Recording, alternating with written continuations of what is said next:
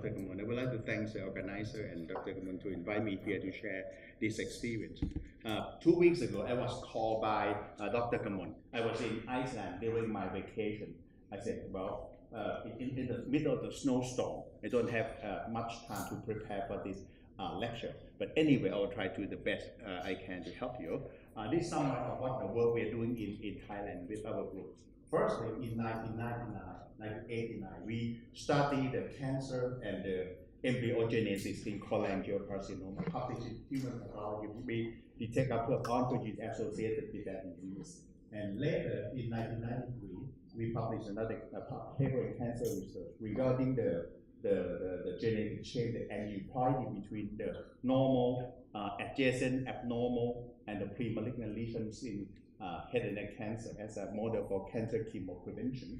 And subsequently, we have a couple of papers published in JNCI regarding this multi-step carcinogenesis, which is indicating that the cancer, one of the hallmark of cancer, sustained proliferative signaling, and the oncogene is a growth factor. And I have Bruce Bajek, purified cloning of the V, predator growth factor type 2, and that paper published already in biochemical biophysics respiratory communication. So this is part of the abnormal signaling from the genes, oncogenes, the growth factor. And that that model they use it to use for sector and sectors model and published to prove the concept of autocrine and paracrine in Science or Nature, cannot remember, by Dean Lee later. And regarding the metabolic, there's something that we're going to talk today. And regarding hypothesis, we published a couple of papers in we use a model of EBV associated nasopharyngeal carcinoma. As you know, EBV will immortalize the cell. So we have a couple of genetic profiling we can study, and all the studies we published. We are the first group that identified the Epstein-Barr virus in the plasma serum and created nasopharyngeal carcinoma, which is endemic in this area of the world, and that can be used as a diagnostic test. That is what we are doing in the past. And we also study the tumor suppressor. This couple of papers has already been published and shown here, and also the immortalization, the genes that will prevent the cell from senescence. That's one of the hallmarks of cancer. So we can use a telomerase as a marker to detect for the malignant ascites. Study is published already. And regarding the immunotherapy, it's a very popular treatment nowadays, expensive treatment. We use the cytokine interferon and endocrine treatment for metastatic renal cell cancer. So a couple of hallmark of cancer that we follow this path for the research development. And additionally, 10 years ago, the blocking of the blood supply to the cancer is very important as a new tool for treatment. We published the very first paper in 1999. This is where we are. But today we're going to talk about the abnormal cellular energy. When you look at the cells, what we see in the clinic is something the tip of the iceberg. But below that is something that that's why we are here for. We try to identify the molecular mechanism of cancer and many diseases, including the development of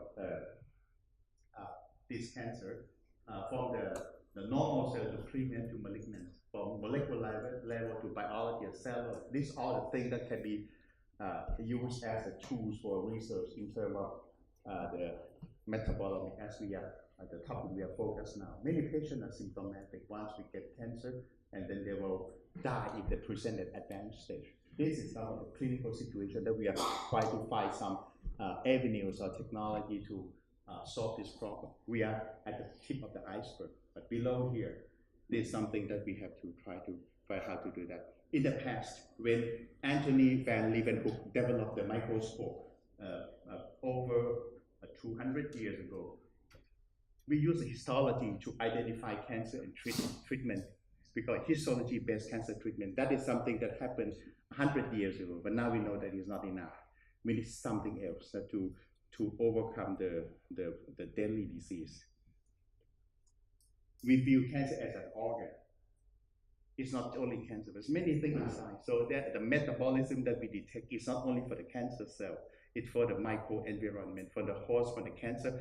And more interestingly, in Asian Pacific, we have many infection-related cancer. We have about a dozen of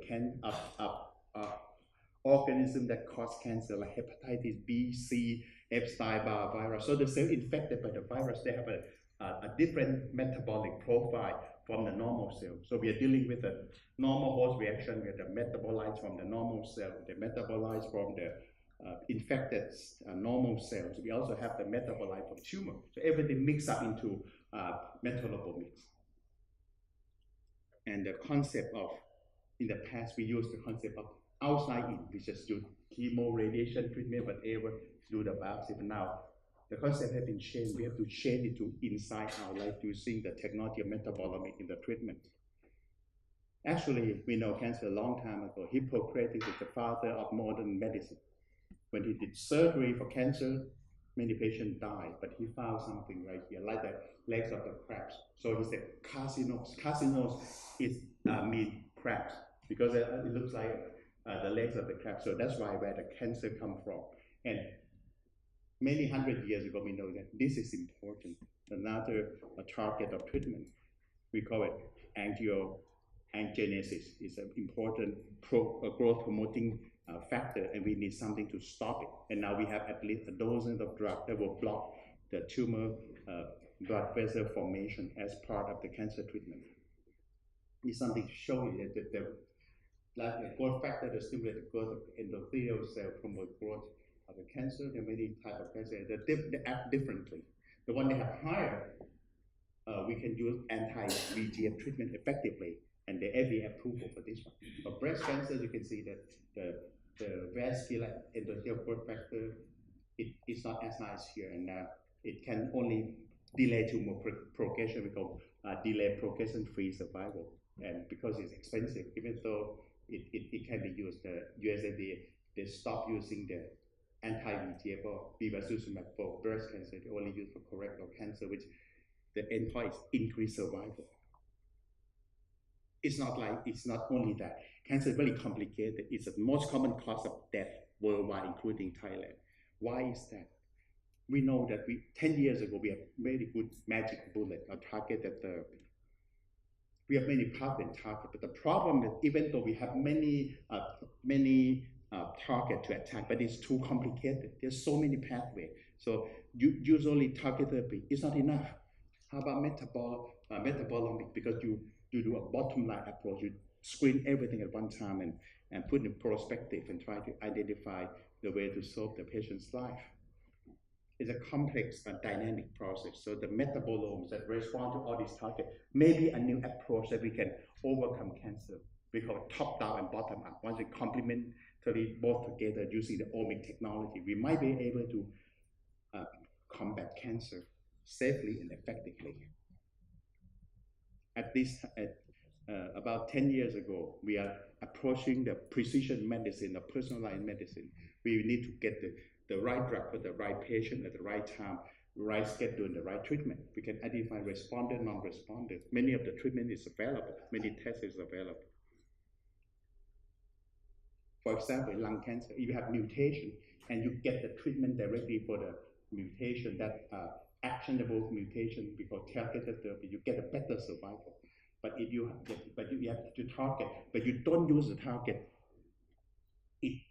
the natural history behave like no driver mutation at all. In other words, if we can use the right targeted therapy for the right target, we might be able to achieve a dramatic response.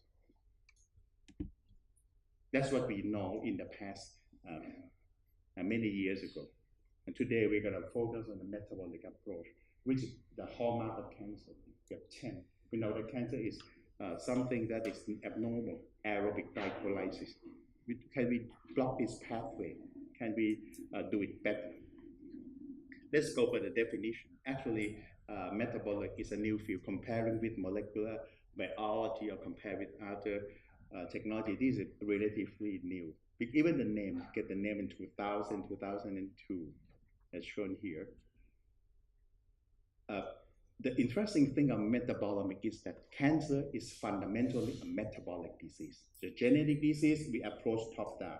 It's a metabolic disease, we approach bottom up. We can do them together. We can complement each other. We might be able to achieve the better treatment outcome. And over 100 years ago, we know that the metabolism of cancer is different from normal cell because Whirlpool effect. It's a very efficient glycolytic pathway compared with the normal cells as shown here. That's why metabolic is important. This is a definition. The cancer metabolic research at this time, they're focused on the bio marker assessment for response treatment. But there's still other applications we can do because the topic that I was assigned to talk today is about how to use it to the clinic instead of doing in the laboratory model, so-called a phase 0 study. Look at the milestone of metabolic development. Very, very, actually, 1500 before Christ, the first metabolic study is about a urine that tests the urine of the patient. And the sweet is something wrong, it's diabetes, something like that. But after we have better technology, we don't have to test the urine, we can do something else until 2018. The metabolic research at this time that discovered the diagnostic test and biomarker at the clinic, understand the complex heterogeneity, understand or discover the pathway so that we might be able to apply to the clinic. And finally, we might be able to personalize cancer treatment by providing useful information to the clinician using the biometabolic profile. There are a couple of ways that we can do that. We can try to study the biology. We can do something we call a mechanistic approach in terms of cancer treatment. We can diagnostic. We can separate the cancer. Now we have many molecular diagnosis for cancer. In the near future, we should have the metabolomic classification of cancer type, and that will bring it to the clinic. We might be able to know what happened to the patient.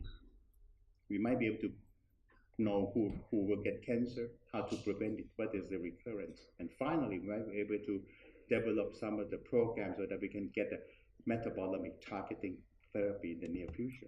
Let's look at this one. We can look at the biology.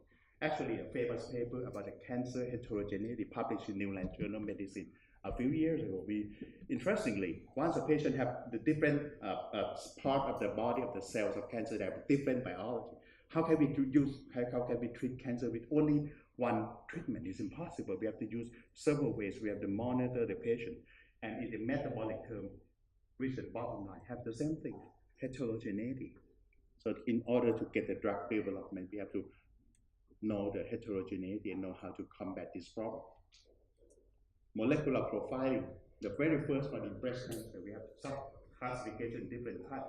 Now we can use the plasma metabolomics to identify different type of cancer as well. So the metabolomic follow the microarray closely. We can even differentiate between different types of cancer, colorectal, breast, and lung cancer. These are three most common cancer worldwide. We can use the metabolic checking in the assay, like in the plasma, to identify this cancer. Why we need to do that? Because sometimes we get a cancer, we don't know what it is, because metastasis of unknown primary site, or sometimes we call cancer unknown primary site. We use omic technology, genetic abnormality, immunocytochemistry to differentiate this type of cancer, what it is, because it is very poorly differentiated until we don't know where it's come from. The metabolic will be able to help us in this aspect. Metabolic is a tool for cancer research and care. For example, they can identify metabolic pathway specifically for lung cancer, for adenocarcinoma, for non-small cell, and for breast cancer. The metabolic profiling technology can potentially be used in an accurate and inexpensive way to differentiate between among different types of cancer, so that we might be able to identify what type of cancer it is. The cancer on the primary side, we found about 5% of the total cancer in the daily practice. We can do serum the easy way. Now, the most popular field in cancer diagnosis is cell-free plasma tumor DNA. We can monitor the dynamic process looking by using a simple blood test. So many companies provide this thing. I believe that the metabolomic plasma assay will follow the plasma tumor DNA assay closely, and we can do two things joining, bottom up and top down together. That will give us a better sensitivity and specificity to identify different types of cancer. We can follow the dynamics progression of cancer easily by doing the blood test. Moreover, we can do early detection. The early detection of colorectal cancer, we have to do colonoscopy every year after 50 years old because it's very common cancer. In Thailand, in the next 15 years, the incidence of colorectal cancer will increase 25% in 15 years. It is number one cancer in male and female Singaporean. Because of the lifestyle diet, we become westernized so that we have import disease like colorectal cancer. Actually, I just have McDonald's as my lunch. It's not good for your health. It's one of the causes of colorectal cancer. Red meat plus fat. There's many metabolic assays we can use to identify early detection. Another interesting thing, I was invited by a television to have a live interview on Wednesday about lung cancer. Why they interview me? If you come to Bangkok, Bangkok is beautiful, interesting tourist attraction. But what is bad about cancer is bad air and bad pollution. Bad traffic and bad pollution. Our pollution in the air is getting to the critical level now. We stay here shortly, no problem. But Dr. Mon and I stay here for a long time, so we might have lung cancer in the future. So that's a really problem. Can we do something better? Can we do a breath test to identify lung cancer at early screening test? Yes. The level of evidence, the level of meta-analysis, we can identify, but the technology is not standard yet. At least we have something called carbonyl volatile organic compounds, so we can check in the breath test. The simple. This is something that shows you that the systemic review of the 73 study shows that it is effective. We can use it, of course, but we need standardization, we need clinical trial and FDA approval. But of course, it's not cheap. In Asian Pacific, cost is a concern. Can we do something better? Yes, we can do dog diagnosis. In England, the British researchers are very clever. If you want to do breath test, why don't you train your dog to train it? They publish already. They use the dog and they smell different type of cancer, lung cancer, colorectal cancer, uterine cancer, whatever, bladder cancer, and they can get for example, lung cancer, they get a detection rate of 78%, specificity of 67%. So if money is a problem, train your dog. You might be able to do diagnosis, whatever you call it, by looking for the metabolomic in the breath. Interesting. We can do a randomization phase 2b study comparing dog diagnosis versus the electronic nose diagnosis. See which one is more sensitive and cost effectiveness.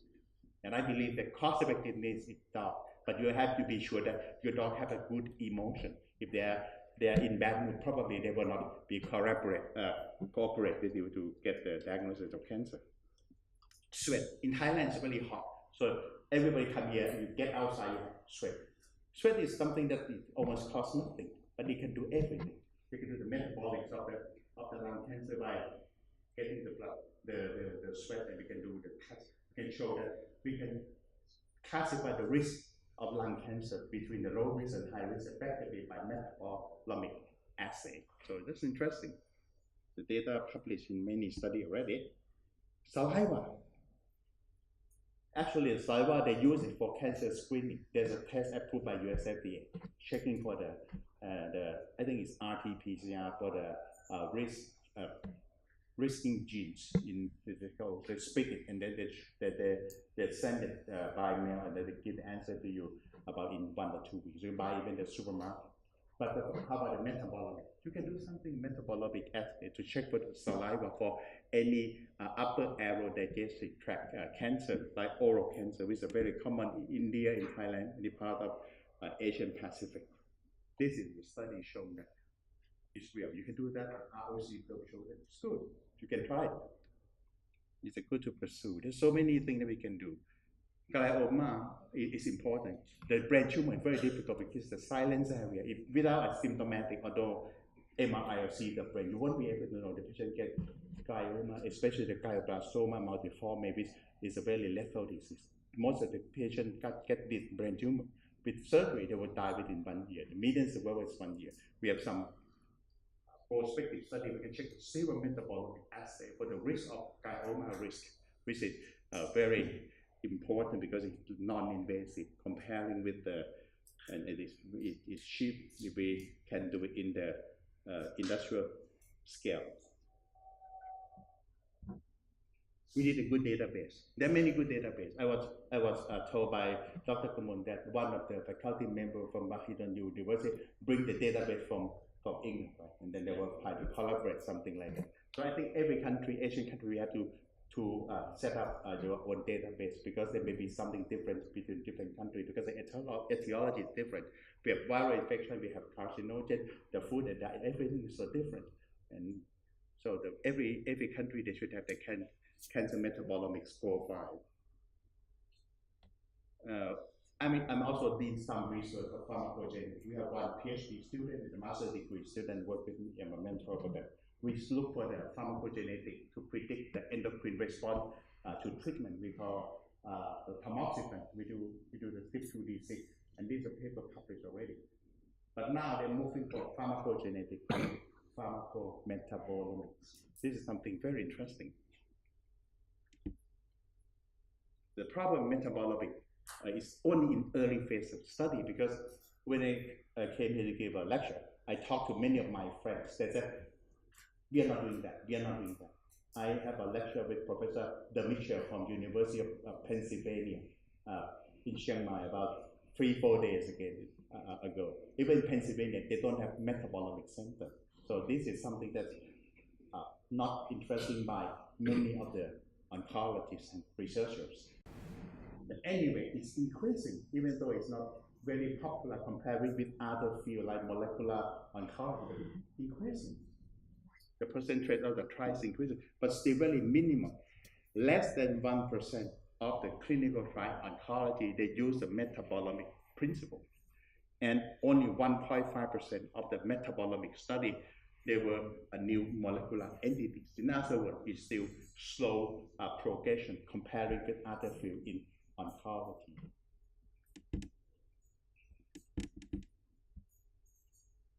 The biomarker is important for predictable response or side effect or even using for clinical diagnosis. We need a dynamic biomarker, not a static. That's why we have to do it in a many time frame of the treatment.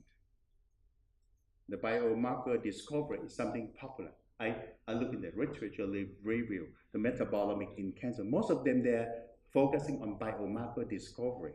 Because when they get it, they might be able to patent it, they may get the FDA approval, and then they can go to the industrial level. But there's still many other things that we can do with metabolomic in oncology. One of the examples is capecitabine. It's a drug we use for many types of cancer. It's also listed as a drug list. When it gets in the body, it will convert into 5-FU, which is an important chemotherapy for colorectal cancer and GI cancer. We can use pharmacometabolic to predict for the toxicity of this drug. Usually we use a dihydropyrimidine dehydrogenase with the enzyme of clearance capecitabine as predictor of side effects, but we can use the metabolic with the end product of the body respond to the patient taking capecitabine. We can use it in the clinic once we have more information.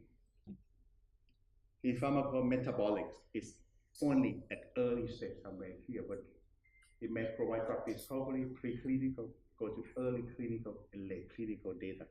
Less than 1% they use metabolic principle in the clinical trial in many type of disease, including oncology. This is a standard pattern of getting the drug discovery, preclinical, the clinical phase 1, 2, 3, 4. Something like this. It should. The many omic study ongoing, especially molecular by oncology, but for metabolomic, it's very, very few.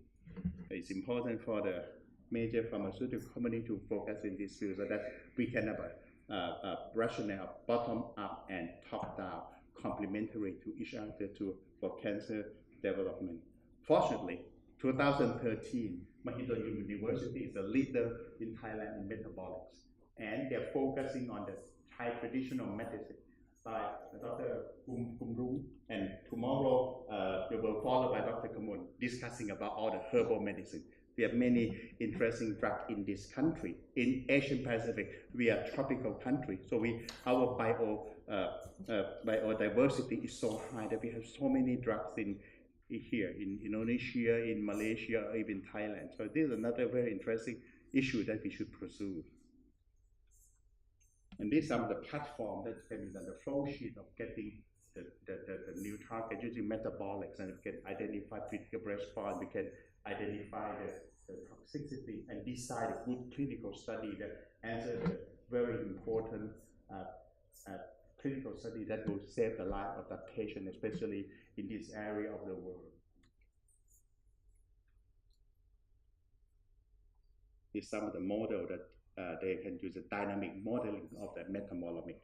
Because I don't have much time to go into details, I try to finish it on time so that we can have some questions. In conclusion, metabolomic is an emerging new cutting edge. I will call it cutting edge, new cutting edge, because it's so important, so innovative, because only very few study in cancer research. The bottom-up approach may complement with the top-down, the genomic approach. Standardization, validation, authority approval, FDA approval is important so that we can step forward. More clinical trial using the metabolic principle is crucial. Without that, we won't be able to proceed to get the treatment to the patient. Otherwise, we got stuck at the level phase 0 or phase 1 only. It has a role in cancer prevention, diagnosis, and treatment. New drug development needs the integration of the metabolic technology to overcome the current barrier. We have so many barriers now. They just use the same technology, molecular biology, next generation sequencing. I think it's good, but it's not perfect because we don't have everything. Some of the genes is not translated to protein. The protein is something that is working, and the reaction with the body is a metabolite. So I believe that metabolomic is a very, very important issue in the near future. Thank you for your attention. This is our student, clinical fellow working at our department at Chulalongkorn University. They are first and second year clinical fellow, ready to be a specialist after the graduate. Thank you for your attention.